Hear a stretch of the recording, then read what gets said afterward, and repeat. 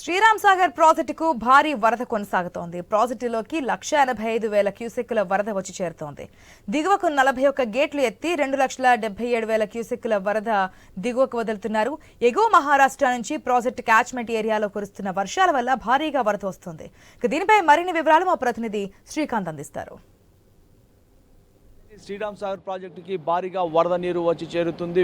లక్షల క్యూసెక్కుల్లో వరద నీరు వచ్చి చేరుతుండటంతో ప్రాజెక్టు పూర్తిగా జలకలను సంతరించుకుంది.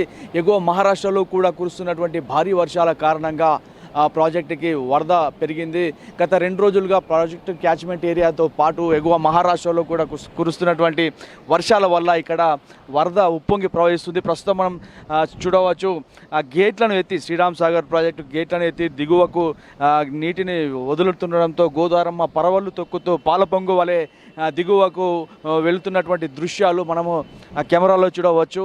ఎగువ మహారాష్ట్రలో ఇప్పటికే బాలేగావ్ కొన్ని చిన్న తరహా ప్రాజెక్టులు పూర్తి స్థాయికి చేరడంతో అక్కడి నుంచి దిగువకు నీటిని విడుదల చేస్తున్నారు. అలాగే మహారాష్ట్రలో ఉన్నటువంటి ప్రధానమైనటువంటి గైక్వాడ్ ప్రాజెక్టు కూడా 112 టీఎంసీల సామర్థ్యం కలిగినటువంటి గైక్వాడ్ ప్రాజెక్టు కూడా పూర్తి స్థాయి నీటి మట్టానికి చేరుకోవడంతో అక్కడి నుంచి కూడా భారీగా వరద నీరు వచ్చి చేరుతుంది.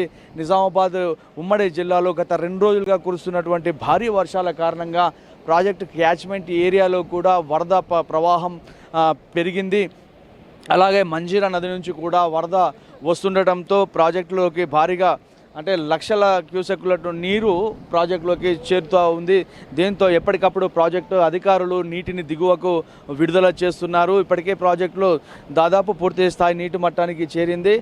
70 టీఎంసీల వద్ద నీటి మేనేజ్మెంట్ చేస్తున్నారు. ఇప్పటికే ప్రాజెక్టు గేట్లు 2 మీటర్ల మేర ఎత్తి దిగువకు వదులుతుండటంతో ఇటు ప్రాజెక్టు దిగువ ఉన్నటువంటి ఇటు లోయర్ మానేరు కావచ్చు, అలాగే మిడ్ మానేరు కావచ్చు, ఈ ప్రాజెక్టులలో కూడా భారీగా వరద నీరు శ్రీరామ్ సాగర్ ప్రాజెక్టులోకి వెళ్తుంది. అలాగే వస్తున్నటువంటి వరదతో జెన్కు కూడా అంటే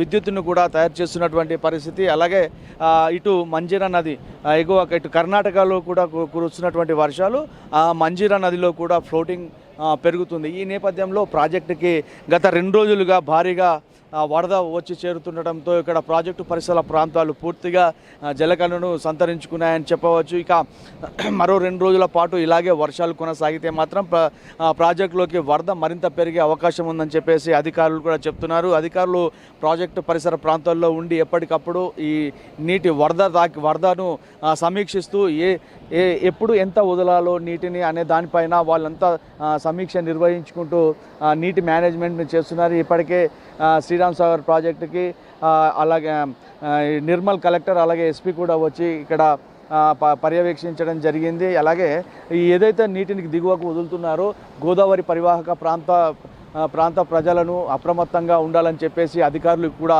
ఇప్పటికే హెచ్చరికలు కూడా జారీ చేస్తున్నారు. ఎందుకంటే వరద ప్రవాహం పెరుగుతుండటంతో నీటిని ఎక్కువగా వదిలేటువంటి అవకాశాలు ఉన్న నేపథ్యంలో అధికారులు అక్కడ హెచ్చరికలు కూడా జారీ చేస్తున్నారు.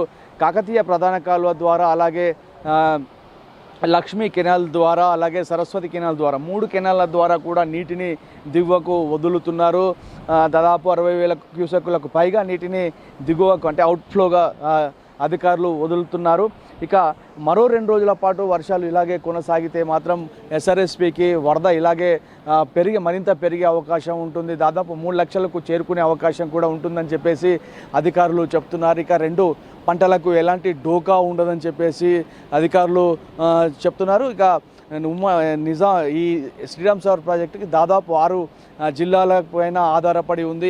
ఈ ప్రాజెక్టు నుంచి ఇటు సాగునీరు కావచ్చు అలాగే తాగునీరు అందిస్తారు. ఈ నేపథ్యంలో ఇప్పుడు కురుస్తున్నటువంటి వర్షాల వల్ల ప్రాజెక్ట్ అయితే పూర్తిగా జలకలను సంతరించుకుంది. అలాగే ఉమ్మడి నిజామాబాద్ జిల్లాలో చెరువులు కావచ్చు, వాగులు, వంకలు పొంగి పొర్లుతున్నాయి. పూర్తిగా దాదాపు 2,000కు పైగా చెరువుల్లో పూర్తిగా నీరు చేరింది. పూర్తిగా జలకలను సంతరించుకుంది. వచ్చేటువంటి 2 సీజన్లలో రైతులకు సాగునీటికి మాత్రం ఎలాంటి ద్రోకా ఉండదనే చెప్పవచ్చు.